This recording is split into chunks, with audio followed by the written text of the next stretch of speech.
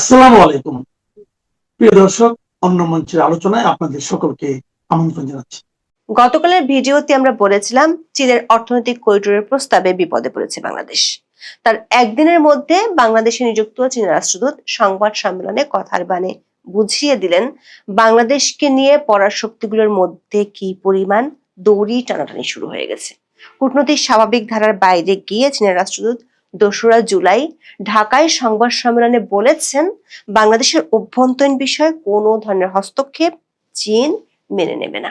চীনা রাষ্ট্রদূতের এমন বক্তব্য নিয়ে ঢাকার বারিধারার কূটনৈতিক পাড়া বেশ সরগরম হয়ে উঠেছে, আলোচনা বেশ জমে উঠেছে।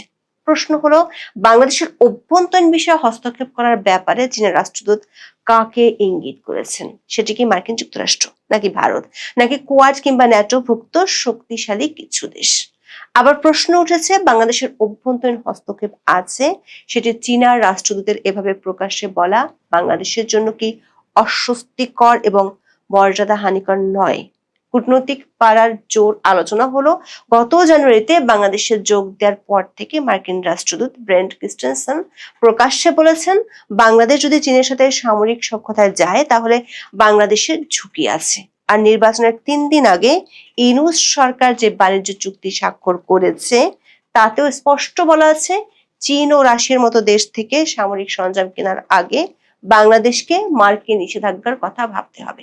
এমন পরিস্থিতিতে তারেক রহমানের সরকার কিভাবে চীনের সাথে 2+2 সংলাপের নামে সামরিক তৎপরতা শুরু করবে? কিভাবে ইউনূসের নেওয়ার সিদ্ধান্ত অনুযায়ী জেট-10 ফাইটার বিমান চীন থেকে কিনবে? বাংলাদেশে চীনের ড্রোন কারখানা চালু করবে কিভাবে? বঙ্গোপসাগরকে ঘিরে একযোগে মার্কিন যুক্তরাষ্ট্র, ভারত, কোয়াড ও ন্যাটোভুক্ত দেশগুলোর ইচ্ছের বিরুদ্ধে গিয়ে চীনের বহুল কাঙ্ক্ষিত অর্থনৈতিক করিডোরের প্রস্তাবে কিভাবে সায় দিবে বাংলাদেশ? কূটনৈতিক পাড়ার সূত্রগুলো বলছে, গত 6 মাসের মধ্যে চীনের রাষ্ট্রদূত দুইবার বাংলাদেশের অভ্যন্তরীণ বিষয়ে হস্তক্ষেপের ব্যাপারে বক্তব্য দিলেন। চীনের রাষ্ট্রদূতের এমন বক্তব্যের পর বাংলাদেশকে ঘিরে আঞ্চলিক ও পরাশক্তিগুলোর ভূ রাজনীতি নতুন মাত্রা পেল। প্রশ্ন হলো, চীনের রাষ্ট্রদূতের এমন সরাসরি আক্রমণের পর পরাশক্তিদের ছায়াযুদ্ধের মাঝে বাংলাদেশ স্ট্র্যাটেজিক হেজিং বা কৌশলগত ভারসাম্য রক্ষা করবে কিভাবে? বিস্তারিত জানতে চলুন যাওয়া যাক বিশ্লেষণে।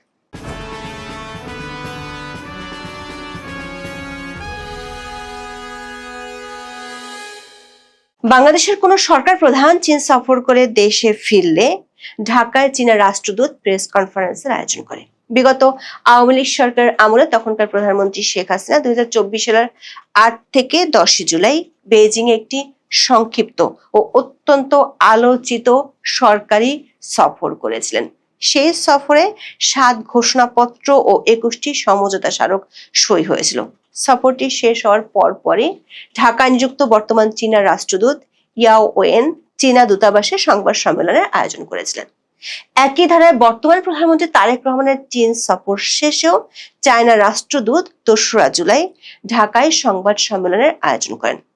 রাষ্ট্রদূত সাংবাদিকদের প্রশ্নের জবাবে চীন, মিয়ানমার ও বাংলাদেশের অর্থনৈতিক করিডোর, তিস্তা প্রকল্পে চীনের সহযোগিতা এবং এসব প্রকল্প নিয়ে অন্য দেশগুলো কি ভাবছে সে সম্পর্কে চীনা সরকারের অবস্থান তুলে ধরেন। চীনা রাষ্ট্রদূত বলেছেন বাংলাদেশের অভ্যন্তরীণ বিষয়ে কোনো ধরনের হস্তক্ষেপ চীন মেনে নেবে না।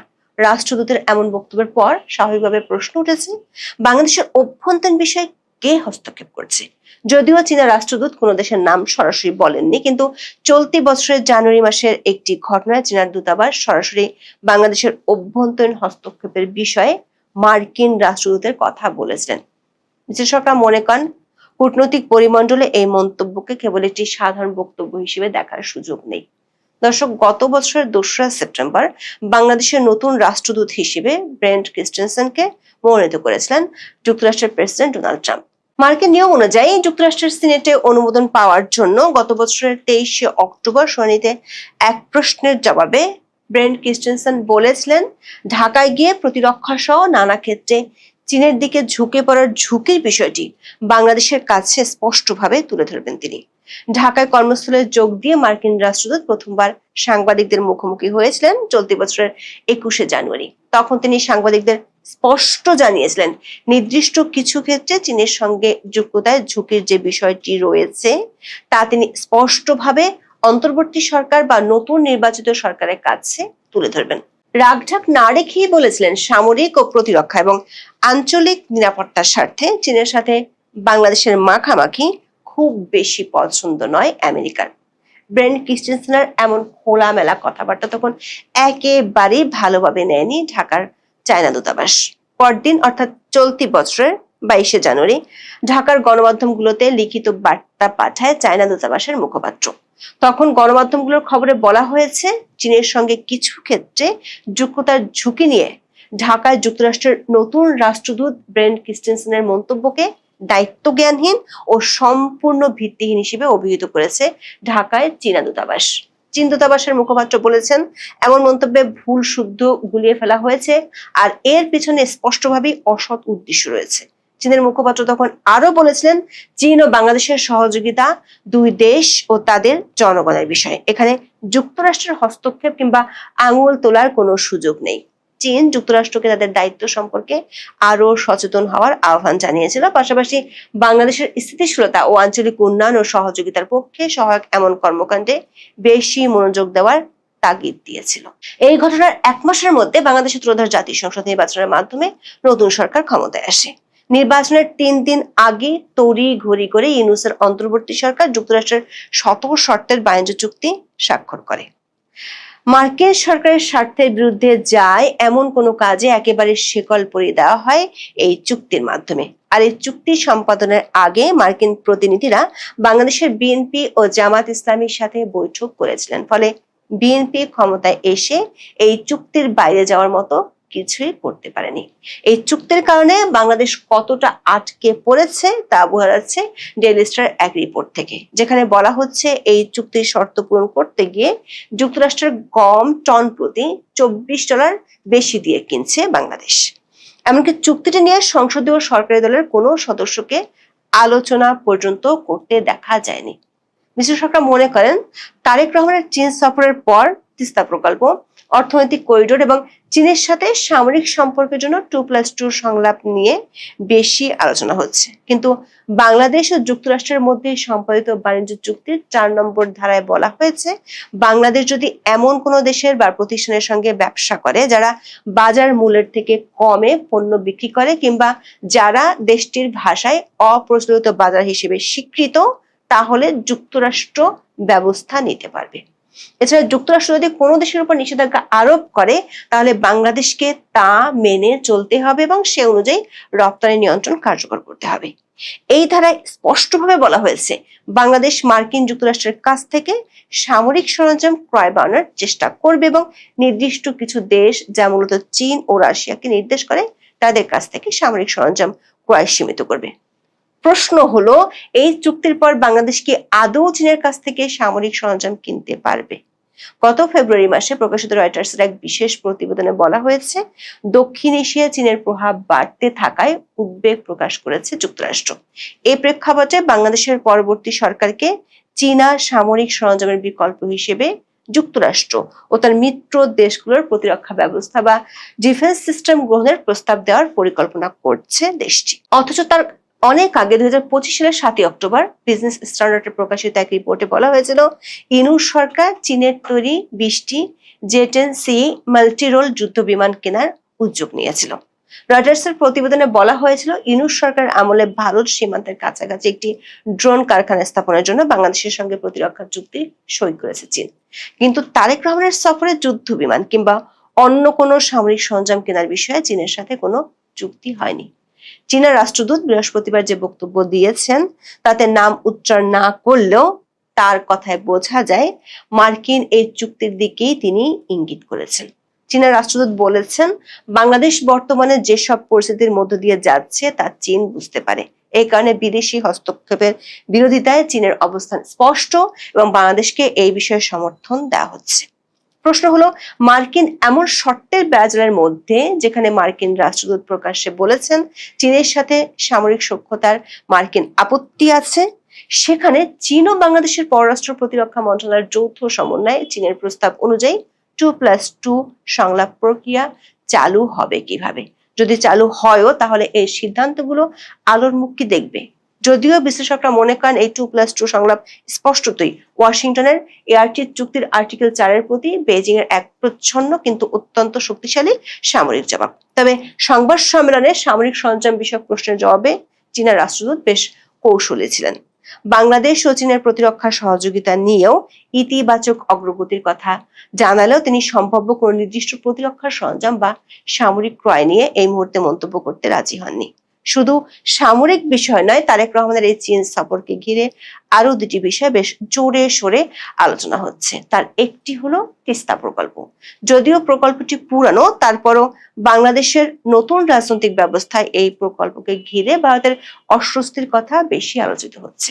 যদিও বাংলাদেশের চাওয়া এই প্রকল্পে চীনের অর্থায়ন, কিন্তু চীন আপাতত কারিগরি সহায়তা দেওয়ার কথা বলেছে। এই প্রকল্প নিয়ে চীনের চেয়ে যে বাংলাদেশের আগ্রহ বেশি, সেটিও চীনের রাষ্ট্রদূতের কথা পরিষ্কার। রাষ্ট্রদূত ইয়াওয়েন বলেছেন, বাংলাদেশের অনুরোধের ভিত্তিতেই চীন এই প্রকল্পে কাজ করতে আগ্রহী, এছাড়া অন্য কিছু বেজিং এর বিবেচনার বিষয় নয়। সংবাদ সম্মেলনে এক সাংবাদিক জানতে চান, তিস্তা নিয়ে বিশেষজ্ঞরা বলেছেন ভারতের এ নিয়ে কিছুটা উদ্বেগ আছে, আবার অনেকে বলছেন উজান থেকে ভারত পানি না ছাড়লে এটি ফলপ্রসূ হবে কিনা এ নিয়েও উদ্বেগ আছে। এর জবাবে রাষ্ট্রদূত বলেন, এটা নিয়ে অন্য উপাদানের কথা বলছেন, এটা চীনের বিবেচনার বিষয় নয়। বাংলাদেশের প্রত্যাশা অনুযায়ী চীন এগিয়ে এসেছে। তারেক রহমানের সফরে চীনের রাষ্ট্রপতি শি জিনপিং আনুষ্ঠানিকভাবে বাংলাদেশ, চীন, ভারত, মিয়ানমার অর্থনৈতিক করিডোর বা BCIM গড়ার একটি প্রস্তাব দিয়েছেন। এটি নিয়ে যে চীন বেশ সিরিয়াস, সেটিও বোঝা গেছে রাষ্ট্রদূতের কথায়। তিনি বলেছেন, অন্য দেশের ব্যাপারে তারা খোলা মন নিয়ে আছেন, তারা যদি তৈরি থাকে তবে চীন তাদের যুক্ত করতে তৈরি আছে। এখানে সাংবাদিকরা ভারতের যুক্ত হওয়ার বিষয়ে রাষ্ট্রদূতকে প্রশ্ন করেছিলেন। দর্শক, ভারত এই করিডোরের সাথে একসময় যুক্ত ছিল, পরে দেশটি সরে যাওয়ার কারণে এই করিডোরটি আর আলোর মুখ দেখেনি। গতকালের ভিডিওতে আমরা এ নিয়ে বিস্তারিত বলেছিলাম। কূটনৈতিক সূত্রগুলো বলছে, চীনের সাথে সামরিক সম্পর্ক এবং করিডোর স্থাপন নিয়ে শুধু যুক্তরাষ্ট্রই নয়, কোয়াডভুক্ত এবং ন্যাটোভুক্ত দেশগুলোর আপত্তি আছে। তারেক রহমান চীন সফরে যাওয়ার দিনই বাংলাদেশের পররাষ্ট্রমন্ত্রী খলিলুর রহমানের সাথে সাক্ষাৎ করে বিষয়টি তারা জানিয়েছেন। বিশ্লেষকরা মনে করেন, বাইডেনের আমলে গণতন্ত্র, নির্বাচন এবং মানবাধিকার এসব বিষয়ে বাংলাদেশের উপর চাপ দিতে আমেরিকা এমনকি কিছু নিষেধাজ্ঞা আরোপ করেছিল, কিন্তু বর্তমান ট্রাম্প প্রশাসনের আমলে সেটি পরিণত হয়েছে বাণিজ্যিক নিষেধাজ্ঞার ভিত্তিতে। এমন পরিস্থিতিতে তারেক রহমানের চীন সফর এবং সেটিকে ঘিরে চীনা রাষ্ট্রদূতের কঠোর মন্তব্য স্পষ্টতই বোঝা যাচ্ছে বাংলাদেশকে ঘিরে পরাশক্তিগুলোর দড়ি টানাটানির গতি বেশ বেড়েছে। এমন পরিস্থিতিতে ছায়াযুদ্ধের মাঝখানে পড়ে বাংলাদেশ ঠিক কোন দিকে ঝুঁকবে বা কিভাবে পরিস্থিতি সামাল দিবে সেটি এখনো পরিষ্কার নয়। এখন তাই শাওনের গলা টিপে ধরতে হবে, শাওনকে নাকি আবার থানায় নিতে হবে, আবার মামলা করতে হবে, আবার বিচার করতে হবে এবং শাওনের শেষ দেখে ছাড়তে হবে, কারণ তিনি ফেসবুকে স্ট্যাটাস দিয়েছেন। কই, এই জুলাই আন্দোলনকারীরা আগে বলেছিলেন যে আজকে থেকে নিশ্চিন্ত, শেখ হাসিনা আর নাই, এখন থেকে ফেসবুকে স্ট্যাটাস লিখে আর ব্যাকস্পেসে চাপ দিতে হবে না। তাহলে শাওনকে কেন ব্যাকস্পেসে চাপ দিতে হবে? আজও তার ফেসবুকে যদি তার লিখতে ইচ্ছা করে জুলাই সিডিআই, তিনি কেন জুলাই সিডিআই লিখতে পারবেন না? বাংলাদেশে 2024-এর জুলাইয়ের মহান বিপ্লবের পর থেকে অনেক নতুন নতুন শব্দ তৈরি হয়েছে। যেমন ধরেন ওসমান হাদি, তিনি যে কথাটা বলে বিখ্যাত, একেবারে বাঙালি জাতির মনে চিরস্মরণীয় হয়ে থাকবেন, যে কারণে কিনা তাকে এখন পাঠ্যপুস্তকে তাঁর জীবনী স্থান দেওয়ার কথা দাবি জোরদারভাবে উঠে এসেছে। বঙ্গবন্ধুর হলের নাম পাল্টে ঢাকা বিশ্ববিদ্যালয়ে যাতে হাদির নামে করা হয়, এ দাবিতে ডাকসু রীতিমতো সেনেটের সভা থেকে ওয়াক আউট করে ফেলেছে। সেই হাদি একটা শব্দ আমাদের সকলকে চিনিয়ে ছেড়েছেন, তালব্যস্য দিয়ে একটা শব্দ, যিনি এই বক্তৃতা দিয়ে বিখ্যাত হয়েছেন, তার বিপ্লবী বক্তৃতা, যে তিনি ওই তালব্যস্য শব্দটা মানে ছিঁড়ে টিড়ে ফেলবেন তার প্রতিপক্ষের ক্ষেত্রে। মানে আমার পক্ষে সেটা উচ্চারণ করা সম্ভব হচ্ছে না, কিন্তু আমি এর অর্থ এখন জানি। তেমনি ভাবে আরেকটা শব্দ তৈরি হয়েছে, এটা কোনো শব্দ না, একটা প্রতীকী মানে সিগন্যাল বলতে পারেন, একটা প্রতীকী ইঙ্গিত বলতে পারেন, একটা প্রতীকী শব্দ তৈরি হয়েছে যা হচ্ছে ইংরেজিতে 3টি শব্দ লিখে বাংলা ভাষার আরেকটা খুব বিচ্ছিরি শব্দ, গালি শব্দকে বোঝানোর চেষ্টা করা হয়, সেটা হচ্ছে সিডিআই। তো প্রায়শই বিভিন্ন জনে লিখে বসেন, ফেসবুকে দেন বারবার জুলাই সিডিআই। তখন বুঝে নিতে হয় যে এরা আসলে কি বলতে চাইছেন, মানে যেমন হাদি কি বলতে চেয়েছেন, কি ছিঁড়ে ফেলার কথা বলতে চেয়েছেন, সেটা যেমন আমরা তার আবেগটা বুঝে নেওয়ার চেষ্টা করি, ওই জুলাই সিডিআই যারা লেখেন তারাও কোন আবেগটা ধরার চেষ্টা করেন সেটা পাঠককে বুঝে নিতে হয়, এবং সেই শব্দটাও বেশ প্রতিষ্ঠিত হয়ে গেছে। এখন অভিনেত্রী মেহের আফরোজ শাওন 2024-এর জুলাই আগস্টের পর থেকে তিনি মহা আলোচিত সামাজিক যোগাযোগ মাধ্যমে বিশেষভাবে, কারণ তিনি প্রতি মুহূর্তে তার মনের কথা প্রকাশ করে যাচ্ছেন। ইউনূস আমল, এই বিএনপি আমল কোনো কিছু তাকে ঠেকিয়ে রাখতে পারছে না। আর এই যে মবের ভয় পাবেন কিংবা মানে কি না কি করে বসবে জুলাই আগস্টের বিপ্লবীরা, কি না কি গালি দিয়ে বসবে থেকে শুরু করে কি না কি ক্ষতি করে বসবে, কোনোটাতেই ভয় পাচ্ছেন বলে মেহের আফরোজ শাওনকে মনে হচ্ছে না। মেহের আফরোজ শাওনকে হত্যা চেষ্টা মামলা দিয়ে, তাকে তার বাবা সবার বিরুদ্ধে ওই মামলা দিয়ে গ্রেফতারি পরোয়ানা জারি করে 2025-এর মেতে একবার থানায় নিয়ে যাওয়া হয়েছিল। তারপর 2025-এই যখন আনিস আলমগীরের নামে মামলা হলো, তখন হঠাৎ করে সেই মামলায় মেহের আফরোজ শাওনের নামও ঢুকিয়ে দিয়ে বলা হয়েছিল যে তারা সবাই মিলে নাকি আসলে আওয়ামী লীগকে ফিরিয়ে আনার চেষ্টা করছেন। তো মেহের আফরোজ শাওন আসলে এসব ব্যাপারে কোনো রাগঢাকি করেন না, তিনি অবিচল আছেন, নির্ভয় আছেন, তিনি যা বলার বলে যাচ্ছেন। তো যাদের হাদিকে খুব ভালো লাগতো তারা মেহের আফরোজ শাওন কেন জুলাইয়ের শুরুর দিন মানে 36 দিনের প্রথম দিন তিনি কেন জুলাই সিডিআই লিখে এক স্ট্যাটাস দিলেন, সারা বাংলাদেশ কেঁপে উঠেছে। আপনারা যারা সামাজিক যোগাযোগ মাধ্যমে দেখে বুঝতে পারছেন না হঠাৎ করে নতুন করে কেন মানে শাওনকে গালাগালি করা হচ্ছে, তাদের জন্য বলি, কারণ তিনি জুলাই নিয়ে ফেসবুকে একটা স্ট্যাটাস দিয়েছেন এবং সেই স্ট্যাটাসে তিনি বলেছেন যে গত 1 বছর ধরে তিনি ফেসবুকে জুলাই সিডিআই এই হ্যাশট্যাগটি দেখে আসছেন।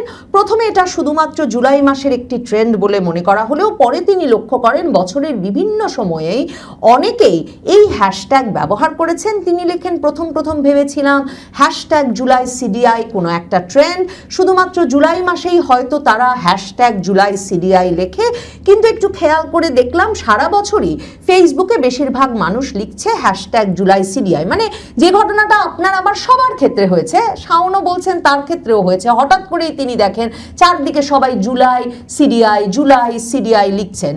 তখন বুঝতে পারলাম শাওন লিখছেন হ্যাশট্যাগ জুলাই সিডিআই শুধু জুলাই মাসে না, যে কোনো সময় হ্যাশট্যাগ জুলাই সিডিআই লেখা যায়। হ্যাশট্যাগটির বিভিন্ন পরিস্থিতিতে ব্যবহারের প্রসঙ্গ টেনে শাওন আরও লেখেন, মন খারাপ থাকলে যেমন আস্তে করে লেখা যায় জুলাই সিডিআই, তেমনি মন খুব ভালো থাকলেও হো করে হাসতে হাসতে হ্যাশট্যাগ জুলাই সিডিআই লেখা যায়। বন্ধুর সঙ্গে আড্ডার গল্পে যেমন লেখা যায় হ্যাশট্যাগ জুলাই সিডিআই, তেমনি কারো উপর ভীষণ রেগে গেলেও হ্যাশট্যাগ জুলাই সিডিআই লেখা যায়। বাংলাদেশে তো আসলে একটা পুরো চারিত্রিক পরিবর্তন হয়ে গেছে, কোন কোন শব্দ ব্যবহার করা যাবে, কি কি আচরণ করা যাবে প্রকাশ্যে, তার আর কোনো সীমা পরিসীমা আসলে নাই। মানে বঙ্গবন্ধুকে বঙ্গবল্টু ডাকা হচ্ছে, শেখ হাসিনা মানে 75 বছর বয়সের 76-78 বয়স হবে তিনি যখন ক্ষমতাচ্যুত হয়েছেন আন্দোলনের মুখে, তখন সেই সময় সারা বাংলাদেশ জুড়ে দেয়ালে যে ধরনের কথাবার্তা লেখা হয়েছে শেখ হাসিনা সম্পর্কে, মানে আমি আসলে একেবারে এরশাদের শাসনামলের অবসানের কথা মনে করতে পারি, 90-এর গণ আন্দোলনের কথা মনে করতে পারি, আমি প্রাথমিক স্কুলে পড়তাম কিন্তু মনে করতে পারি, মেহের আফরোজ শাওন একই বয়সী তিনিও নিশ্চয়ই মনে করতে পারেন। কিন্তু আমরা আমাদের জীবদ্দশায় এমন আন্দোলন, এমন নোংরা ভাষা, এমন মুখ খারাপ এর আগে কখনো দেখি নাই। মানে জামায়াতে ইসলামী, আওয়ামী লীগ তো রাজপথে যুগপৎ আন্দোলন করে মানে বছর দুয়েক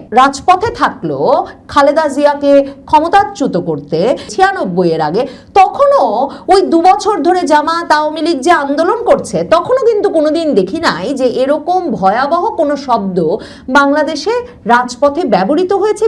এবং মানে একজন রাজনৈতিক নেতা, বর্ষিয়ান রাজনৈতিক নেতাকে এই সব ভাষায় গালিগালাজ করা যাচ্ছে। কিন্তু এবার তো সবই হয়েছে। এবার ক্ষোভের বহিঃপ্রকাশ হিসেবে মানে শুধুমাত্র বঙ্গবন্ধুর ধানমন্ডির 32 নম্বরের বাড়ি না, সারা বাংলাদেশের সকল আওয়ামী লীগ নেতা কর্মীদের বাড়ি ধ্বংস করা, পুড়িয়ে দেওয়া, ভেঙে ফেলা সব হয়েছে। মেহের আফরোজ শাওনের স্ট্যাটাসে পড়েছি তার মা যেহেতু আওয়ামী লীগের সংসদ সদস্য ছিলেন, কিংবা ওটা মেহের আফরোজ শাওনের বাড়ি বলেই, পৈতৃক বাড়ি বলেই, সে বাড়িও কিন্তু ভেঙে দিয়ে আসা হয়েছে।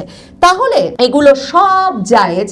যারা জুলাইকে ভালোবাসেন, জুলাইকে সম্মান করেন, হাদিকে বীর নেতা বলে মনে করেন এবং হাদির চিরস্মরণীয় বক্তৃতা হিসেবে তার তালব্যস্য দিয়ে বলা সেই সব ছিঁড়ে ফেলানোর বক্তৃতাকে একটা অনুসরণীয়, অনুকরণীয় বক্তৃতা বলে মনে করেন, তাদের কারো গায়ে লাগেনি যখন ক্ষোভের বহিঃপ্রকাশ ঘটতে ঘটতে ঘটতে ঘটতে পুলিশদেরকে আন্দোলনের সময় শুধু পিটিয়ে মেরে ঝুলিয়ে রাখা হয়েছে দিনের পর দিন। তাই নয়, এমনকি ইউনূস আমলে হাদি মরেছে, সেই রাগে একদিকে হাদি মরেছে, অন্যদিকে বাংলাদেশেরই আরেক জায়গায় ক্ষুব্ধ জনতা দীপুচন্দ্র নামের একজন হিন্দু কারখানা শ্রমিককে মেরে পিটিয়ে ঝুলিয়ে দিয়ে পুড়িয়ে দিয়েছে নিচ থেকে আগুন জ্বালিয়ে। তো এই তো বাংলাদেশের দশা। কিন্তু এগুলোতে কারো বিবেকে কোনো দোলা জাগেনি।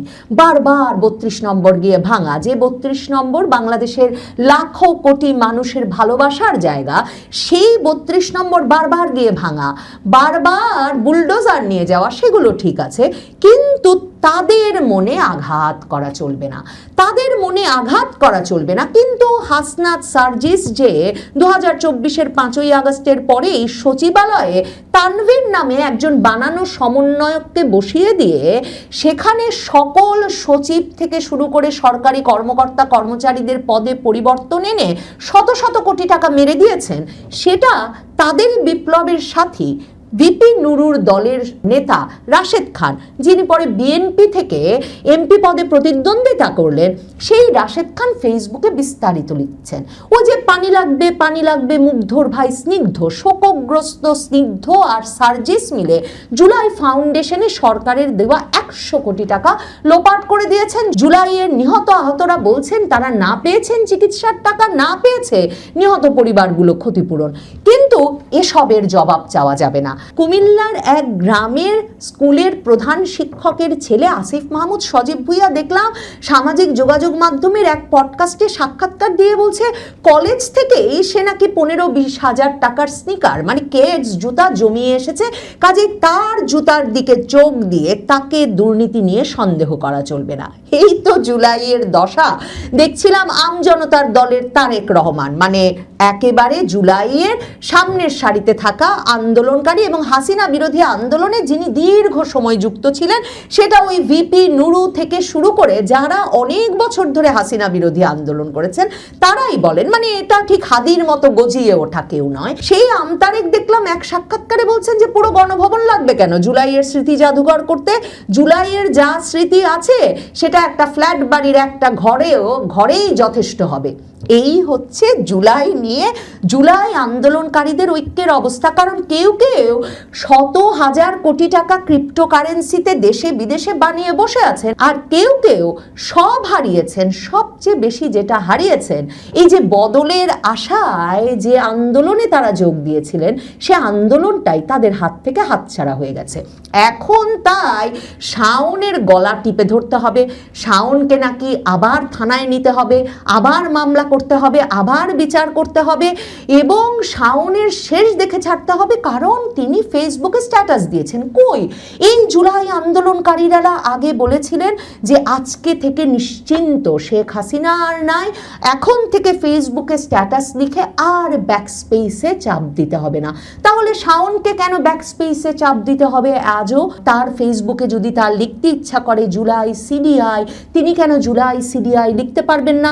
এক শাওনের মুখ বন্ধ করবেন, কয় হাজার শাওনের মুখ চেপে ধরবেন? করবেন, কয় লাখ শাওনের ফেসবুকে এই ব্যাক স্পেস দিতে তাদের বাধ্য করবেন। এমনকি ভাবেন তো, আদালতেই যদি যান, আদালতে গিয়ে এই সিডিআই শব্দের কি কোনো আবিধানিক অর্থ আছে? কিন্তু মানে হাদি যে শব্দ ব্যবহার করতেন সেটা যখন আমাদের সন্তানদের পাঠ্যপুস্তকে স্থান করে নেবে চিরস্মরণীয় একটা উক্তি হিসেবে বাঙালি জাতির বীর নেতার, তখন তো সেই শব্দের তো আঞ্চলিক অর্থ আছে, সেই শব্দের অর্থ তো আমাদের সন্তানদের বলতে হবে। কিন্তু আদালত তো ফেসবুকে সিডিআই বলতে কি বুঝিয়েছেন, এই কনোটেশন, এই অর্থ কিছুতেই বের করতে পারবেন না। এমনভাবে তিনটা নিরর্থক ইংলিশ শব্দ পাশাপাশি বসিয়ে দেওয়া শাওনের স্ট্যাটাস থেকে। 2024-এর জুলাই আগস্টে হাদি কোথায় ছিলেন সেটা কেউই জানেন না, আন্দোলনের সহকর্মীরা তার। কিন্তু 2024-এর জুলাই আগস্টের পর থেকে হাদি মূলত সক্রিয় হয়ে ওঠেন সারা বাংলাদেশ জুড়ে ভাঙাভাঙিতে। যেখানেই ভাঙি সেখানেই সবাই হাদিকে ডাক দেয় আর ইনকিলাব মঞ্চকে ডাক দেয়। তো তখন হাদি ফেসবুকে এরকম একটা রিলও আছে যেখানে তিনি বলেছিলেন, এই ডাকলেই আর ইনকিলাব মঞ্চ কোথাও যাবে না, আমাদেরও আগে লক্ষ টাকা দিতে হবে, তারপর আমরা কোথাও না কোথাও আমাদের ডাক দিলে ভাঙতে যাব। ঠিক কথা, সকলেরই ন্যায্য হিস্সা বুঝে নেওয়া উচিত, বিশেষ করে সকলেই যখন জুলাই আন্দোলনের সমান ভাগিদার হওয়ার কথা। এখন শাওনের বিরুদ্ধে যে মামলা করতে হবে, তাকে এখনই গ্রেফতার করতে হবে, তার বিচার করতে হবে, সেজন্য আরেকটা নতুন পার্টি গজিয়েছে। যারা সংবাদ সম্মেলন করেছে তাদের নাম justice and Democratic party, JDP. এই যে বাংলাদেশে 2024-এর আগস্টের পর থেকে কত যে পার্টি হলো, মানে আনিস আলমগীর শাওনের নামে মামলাটা কিন্তু আবার হয়েছিল কি রেড রেভলিউশন অ্যালায়েন্স না কোন এক দলের ছেলে গিয়ে রাত 2টোর সময় উত্তরা থানায় ঠিক পৌঁছে গিয়ে আনিস আলমগীর শাওনের নাম এবং মডেল মারিয়া, উপস্থাপক ইমতু, এরকম আরো কয়েকজনের নাম একসাথে দিয়ে একটা মামলা করে এসেছিল। মানে এই যে মামলা করার জন্য কাকে বিচারের মুখোমুখি করা যাবে, এসবের জন্য এখনো যে এসব দল গজিয়ে উঠছে, এরা কার অনুপ্রেরণায়, কার পৃষ্ঠপোষকতায় সংবাদ মাধ্যমের সামনে এসে বিচার চাইছে, এসবের রহস্য ভেদ না হলে মেহের আফরোজ শাওন নন। তিনি তো জুলাই বিরোধী বলে নিজেকে প্রতিষ্ঠা করেই ফেলেছেন।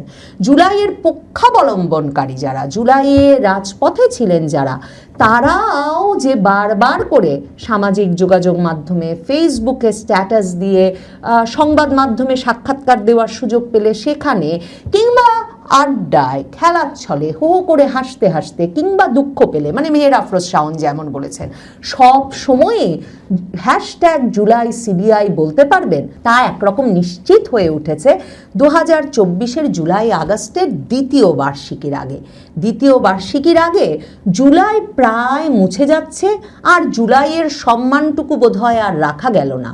সেটা বুঝেই বোধহয় মেহের আফরোজ শাওনের ওপর রাগ দেখিয়ে সে হতাশা ঢাকতে চাইছেন অনেকেই।